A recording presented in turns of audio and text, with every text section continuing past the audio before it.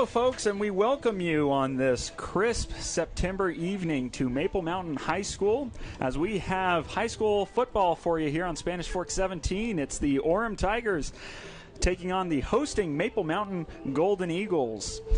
And we're happy to have you. My name is McIntyre Branning. Alongside me is Chris Hurst. And Chris, coming into this game, we've got two teams that are coming in kind of hobbling a little bit.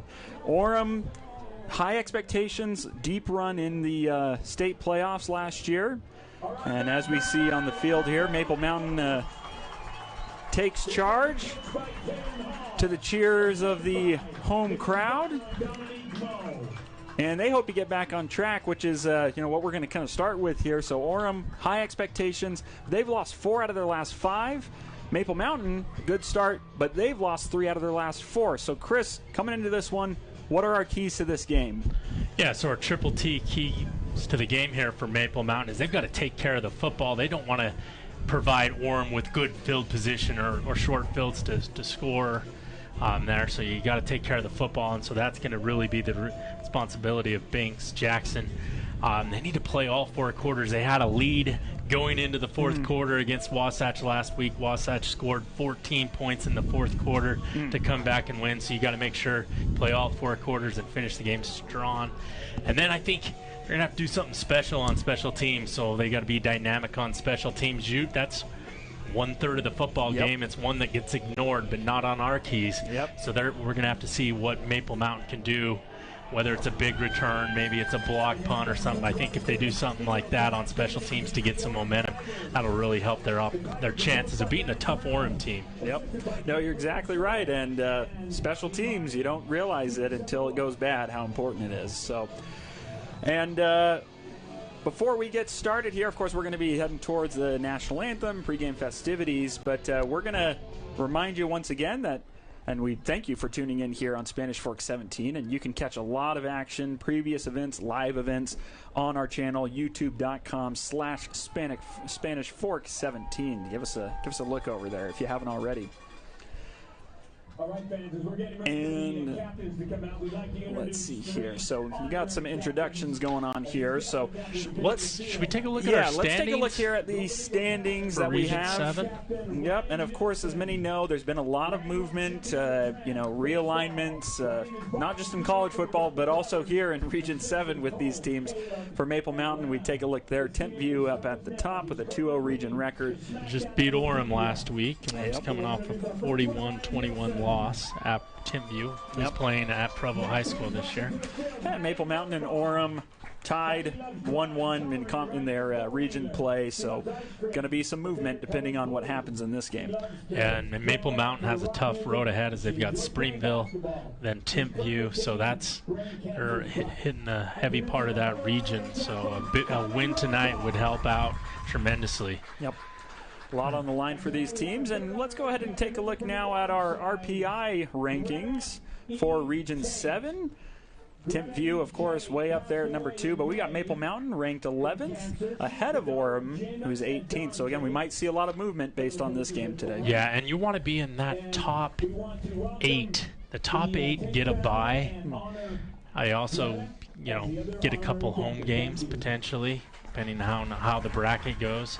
Obviously, the top 4 is where you get the most home games. But, yeah, you want to try and get in that top 8 to get that bye. So a win tonight would hopefully propel Maple Mountain in the right direction. But it's going to be a tough battle. Orem's got that tradition, as you mentioned. And we'll pause here for the national anthem. And as a sophomore from Mapleton, let's thank her for sharing her talent. Katie Bell. Testing.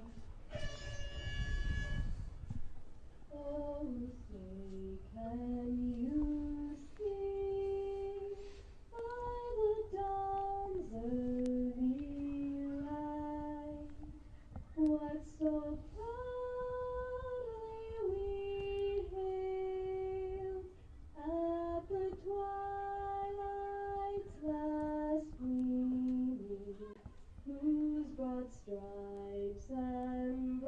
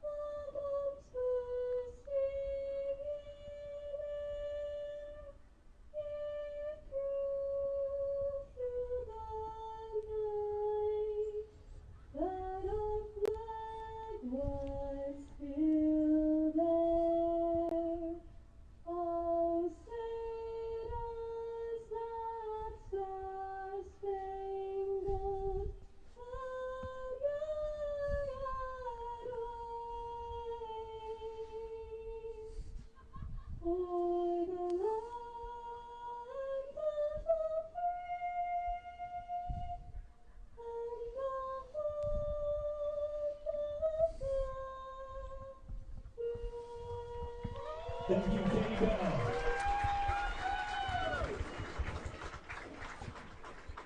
And with our anthem finished up, we inch a little bit closer to our kickoff.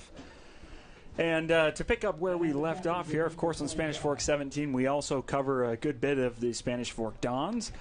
We can take a look at their action recently and how they shape up in their rankings.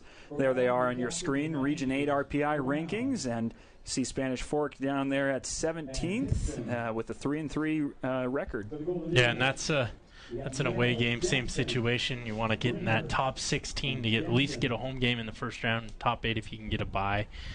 That's fantastic as well. Spanish Fork, next week we'll have them playing Provo, and that's a huge opportunity for a big win. Provo's a tough team, so that'll be an exciting game here that you can watch next week as well. Absolutely. Definitely tune in on that. And shifting back to this game as the captains meet at midfield for the coin toss. There you see Maple Mountain and Orem, of course, Orem dressed in the white. So back to this game, we've got a few key people to look at. For Orem, you may not be as familiar with them if you're watching, but they have got a tight end, Roger Saliapaga. He is a 4-star tight end recruit who experts think he's leaning towards going to the University of Utah. That's not set. In fact, he just took an official visit to Auburn University. Especially with the way college football is, we know tight ends are a key part of the game. So, Chris, what do you think with Roger Saliapaga? What does Maple Mountain got to do to maybe just contain him? Yeah, if he's lining up on the line of scrimmage, you want your defensive end maybe to chip him before he goes out in patterns and in rushing plays, in passing plays there. And if he's in the slot, you don't want too many mismatches out there, so you want to maybe bump him a little bit, get him off his route, and hopefully from the edge, Maple Mountain can get some pressure with Kavinga, Greenhurst, and Wolf Graham. So. Right. And Saliapaga, we're taking a look at his stats here. And again, this is a tight end, 29 receptions for 440 yards. That yard total is second on the team. Again, for a tight end, I mean, that's almost unheard of most of the time. But football's kind of going through this evolution now. We're seeing more of these kind of hybrid tight ends who can block, who can catch, who can even run sometimes. And I see here he's even got one carry for 15 yards for what that's worth, so they might try to surprise you on occasion. The old tight end reverse. Yeah, why not? And then, of course, on Maple Mountain, you're going to have Banks Jackson, we would assume, at quarterback, dual threat quarterback, actually the team's leading rusher, which is awesome, but maybe not exactly what you want. You'd like to have a running back that can put some yards out there. Well, he's on pace for close to 2,000 yards passing and 1,000 yards rushing. That's incredible. And, Hoffines has the ability to break loose as well, but it's just clear that Banks Jackson is the most athletic guy on Maple Mountain's team, so it makes sense that he's got the ability to run and throw. Here's the opening kick. It's a short one. It's going to be played on a hop by Easton Merrill. Crossing over left side of the field. He's got nobody to block for him, but look at the speed to get to the edge and gets it out to about the 23, 24-yard line or so. So not a bad return there. Yeah, it was finally pushed out by Mason Huntington for Orem. Okay field position here for Maple Mountain, but yeah, they've definitely got to establish some confidence in Banks Jackson, so I wouldn't be surprised if we saw a quarterback draw or a short pass, actually. Of course. So here comes the Maple Mountain offense.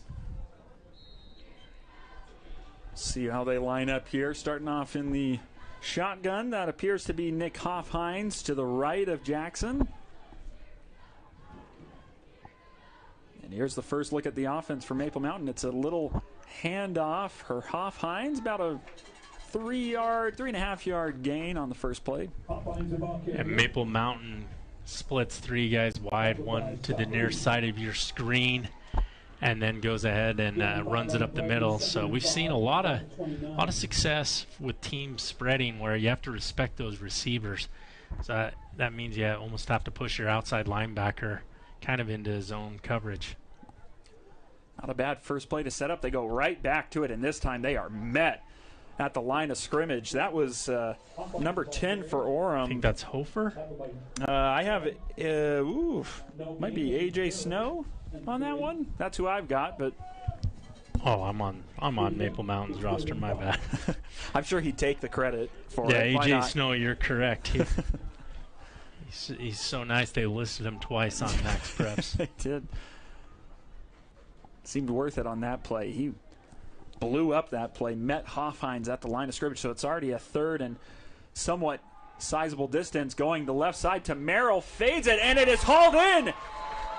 Merrill over the shoulder and runs out of bounds at the 44-yard line. A beautiful throw and catch. Yeah, great pass by Banks Jackson that time, but great job by Easton Merrill locating it, keeping those feet in bounds, and moving Maple Mountain onto the plus side of the field. And that's just one of those, fade streak type routes there on one-on-one coverage.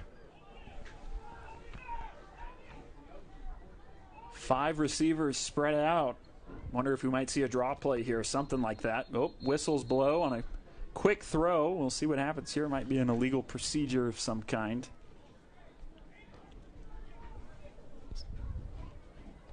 And we'll see if we can pick up the official's mic here. We're hopeful. Encroachment. Defense number 10. 5-yard penalty. Still first down. Interesting. So a call on Orem there. Encroachment. So apparently making contact or causing some movement on Maple Mountain side. So it looks like Maple Mountain going back to the same formation here, spreading 5 guys out. And that time they threw to this kind of the guy on the line that time. Go to the left side now. That one is caught. Going down to the 31-yard line is Sawyer Leifson. Yeah. Leifson, the junior, he had to fill in a little bit last year at the quarterback position. Yes, yeah. I think he's doing some punting right now too. I've seen a little bit of. He has been. Quick set here. Jackson looking to the right now. A bit of a delayed throw. That's Merrill getting spun around down to the 29-yard line. That is a good play there for Orem to keep that play short. Yeah, Chewy Schroeder.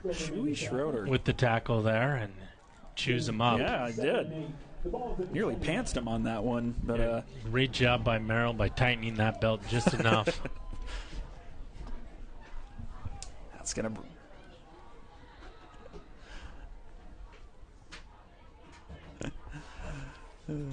All right, we've got 3 out wide, and now the first run for Jackson. This one designed. Look at the speed getting to the edge, but he's got nowhere to go.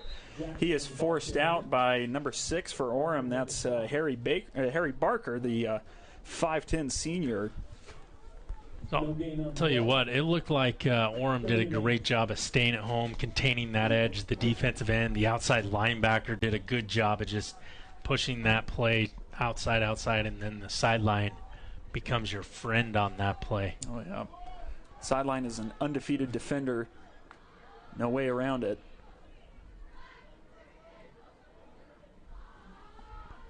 Jackson moving his running back. Looking to his right, scrambling again, gets a throw off. It's low off the turf.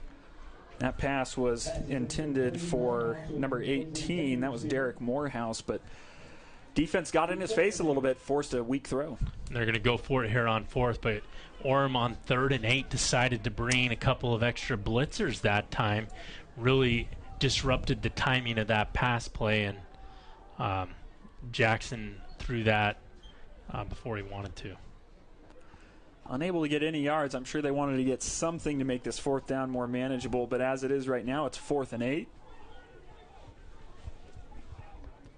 Jackson surveying the field. Pressure coming. Oh, might have there. I think that's going to be on Orem also. We've got a player a little too antsy there. Might be Caleb Dean. Caleb Dean, yeah. Number 31 on the defense. 5-yard penalty. Still 3rd down.